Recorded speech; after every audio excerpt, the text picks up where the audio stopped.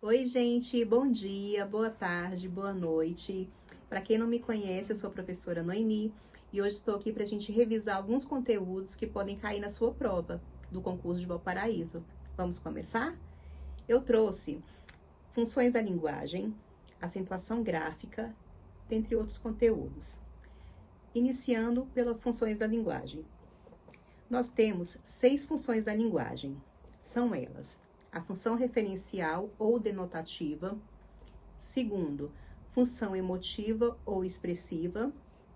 Terceira, função conativa ou apelativa. Quarta, função fática. Quinta, função poética. E sexta, função metalinguística. Função referencial ou denotativa. Você precisa saber a palavra-chave de cada uma dessas funções. Na função referencial ou denotativa, a palavra-chave é informar. Ela é usada, então, para informar, para explicar. Olha o exemplo que eu trouxe.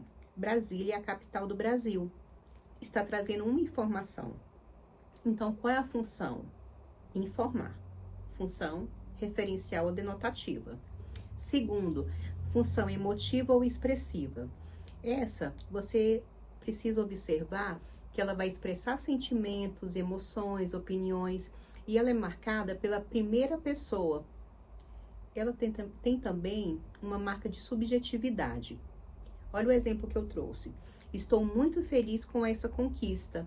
Você percebe aí o eu, a primeira pessoa, de forma implícita.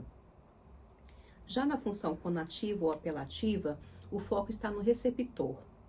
Qual que é o foco mesmo? É convencer, dar ordem, influenciar. Olha o exemplo que eu trouxe. Compre agora. Não perca essa oportunidade. Você percebe o tom de convencimento? E tem um detalhe. Vai ter sempre a presença de verbos no imperativo. Essa é a função conativa. Já a função fática, ela está preocupada com o canal de comunicação, para iniciar, para manter ou para finalizar. Por exemplo, quando eu falo alô, eu estou iniciando a comunicação. Bom dia, boa tarde, estou dando continuidade. Tchau, até mais. Então, eu estou finalizando aquela comunicação. Já a função poética, ela está preocupada com a beleza da mensagem. Onde eu consigo encontrar essa função poética? Poemas, músicas, e o objetivo é deixar a mensagem mais bonita. Por exemplo, amor é fogo que arde sem se ver. Você percebe que a preocupação aqui é deixar mais belo? Por fim, a função metalinguística. Essa é a linguagem explica a linguagem. Ela é encontrada em dicionários. Ela explica o código. Olha esse exemplo. Substantivo é a palavra que nomeia os seres. Então, eu estou usando a linguagem para falar da linguagem. Resumo rápido. Referencial, palavra-chave informar. Emotiva, palavra-chave sentimento. Conativa ou apelativa, palavra-chave convencer. Fática, canal de comunicação. Metalinguística, linguagem pela linguagem, linguagem explicando a linguagem. E a poética, você vai pensar na beleza, tá? É para deixar o texto belo. Eu trouxe algumas questões da própria verbena para você ver como é que é cobrado. Uma dica que eu dou: no dia da sua prova, leia primeiramente o enunciado. Olha esse exemplo. No poema, a função da linguagem predominante é... Olha o texto. O rio que fazia uma volta atrás de nossa casa era a imagem de um vidro mole que fazia uma volta atrás de casa. Passou um homem e disse: essa volta que o rio faz por trás de sua casa se chama enseada. Não era mais a imagem e uma cobra de vidro que fazia uma volta atrás de casa. Era uma enseada. Acho que o nome empobreceu a imagem. No poema, a função da linguagem predominante é... Primeiro, observa no rodapé. Manuel de Barros, O Livro das Ignorâncias. É um poema. Lembra que eu falei para você? Olha só. Primeira opção, letra A, referencial, conativa, fática e poética. Qual é que você consegue ir por eliminação? Poética. Porque ele tá aqui, ó. Olha a primeira pessoa. O rio que fazia uma volta atrás de nossa casa, encontrou a primeira pessoa? Então, aqui você consegue ir até por eliminação. Segunda questão. Belo Horizonte é a capital campeã em números de botecos por habitantes. Vamos lá para o enunciado. A notícia acima é um gênero textual em que a linguagem tem a função. Observe o rodapé dessa mensagem, gente, desse texto. Disponível em... né, mostra que é uma notícia, certo? Qual que é o objetivo da notícia? Informar. Eu preciso ler o texto todo? Não preciso, né? Mas quem quiser ler, de qualquer forma, pode ler, não tem problema. Mas assim, já que por esses traços já dá para saber que é uma notícia que tem o objetivo de informar. E qual que é a função que tem o objetivo de informar? Referencial. Letra C, é o nosso gabarito. Continuando. Mesma coisa, sempre leia o enunciado. Aqui eu trouxe o enunciado considerando as características textuais e gramaticais presentes no texto, julgue os itens seguintes. Artigo 2º. A política urbana tem por objetivo ordenar o pleno desenvolvimento das funções sociais da cidade e da propriedade urbana, mediante as seguintes diretrizes gerais. Aí ele trouxe o 1, explicando que a garantia do direito, promoção de conforto. Não vou ler o texto todo, gente, mas aqui, o que você observa? De fato, ele quer informar ou não? Ele traz uma informação. Então, a pergunta é, o texto constrói-se com base na função referencial da linguagem? Sim, bem tranquila, né?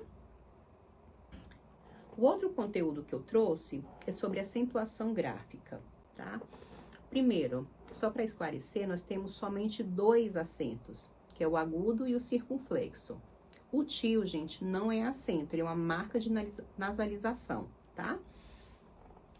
Primeira coisa que a gente vai relembrar são os monossílabos tônicos. Quando você deve acentuá-los? Devemos acentuar os monossílabos quando eles terminam em A, seguido ou não de S, E, seguido ou não de S, ou seguido ou não de S. Olha o exemplo que eu trouxe. Pá, pé e pó. São monossílabos terminados com essas vogais. Nós acentuamos também os ditongos abertos terminados em oi e eu. Olha o exemplo. Herói, troféu. Vocês percebem aí os ditongos abertos? Continuando. Oxítonas. Quando é que as oxítonas têm que ser acentuadas? Primeiramente, gente, oxítonas é quando a última sílaba é a mais forte. Por exemplo, a palavra café. Você observa que a última sílaba é a mais forte? Acentua-se, então, quando ela terminar com A, seguido de S ou não, E, seguido ou não de S, O, seguido ou não de S, em ou ens, tá? Exemplos: café, cipó, também, além, parabéns. Todas essas são oxítonas. Então, devem ser acentuadas porque terminaram com esse rol que eu expliquei. Outra coisa que eu quero explicar para vocês, como saber qual acento usar. Nós usamos o acento agudo quando o timbre ele é aberto. Por exemplo, quando eu falo café, você observa que o timbre é aberto, então você vai usar o acento agudo. Já quando o timbre é fechado, vovô, purê, o timbre é fechado, então você usa o circunflexo. Seguindo. Agora é a regra das paroxítonas. Se você observar, essa regra ela é um pouquinho extensa. Tem um rol, né? Acentua-se quando termina com R, X, N, L, PS. Mas eu vou dar uma dica que foi como eu consegui memorizar.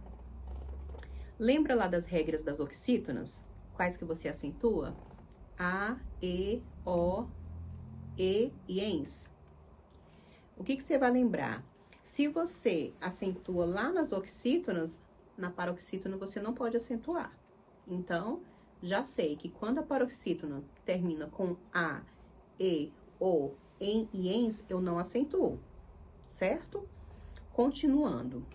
Outra maneira também, que eu acho que facilita, é você pensar assim. Você vai pensar que toda a sobra do alfabeto, retirando, né? Porque você retirou todas as que seriam acentuadas quando é oxítona, certo? A, E, O, EN e ENS, tirou isso. Todo o restante você provavelmente vai acentuar se for paroxítona, tá? Mas olha a outra regra que você precisa lembrar. Quando ela termina com ditongo crescente, que vem da semivogal para vogal. Por exemplo, a palavra história, ela termina aí com um ditongo crescente. Então, ela tem que ser acentuada. História. O to, que é a segunda sílaba, é mais forte, certo? Então, precisa ser acentuada. E, por último, quando ela termina em an, ião. Por exemplo, na palavra órfão. Por que eu preciso acentuar? Lembra que eu falei para vocês lá no início que o tio não é um acento? Então, quando você vê a palavra órfão, aqui no fão, essa terminação em a, o, tio, na verdade, ela não está sendo acentuada. Ela está sendo acentuada no iniciozinho, né? Or, que tem que ser acentuada. Porque a gente sabe que paroxítona, né, é a penúltima sílaba que é a mais forte, ó. Órfão. O mais forte é a penúltima, tá? Então, se ela terminar com an e ão, eu preciso acentuar, certo? Relembrando, paroxítona terminou em a, e, o, em e ens, não acentuo. Todo o restante vou acentuar, certo? Outro detalhe, terminou em ditongo crescente, acentuo. Se terminou em ão e an, eu acentuo. Por exemplo, lá no rol aqui das paroxítonas, se você observar, tem lá o terminado com R, X, N, L, PS. Se você observar, é todo o restante. Se você tirando aquelas que são lá da regrinha das oxítonas, todo o restante você provavelmente vai acentuar. Agora, proparoxítona é a regra mais fácil, porque a gente sabe que toda proparoxítona é acentuada, certo? Por exemplo, matemática, ó, matemática. O ma é o mais forte, né? E ela é a antepenúltima sílaba. Então, toda vez que for a antepenúltima, ela tem que ser acentuada.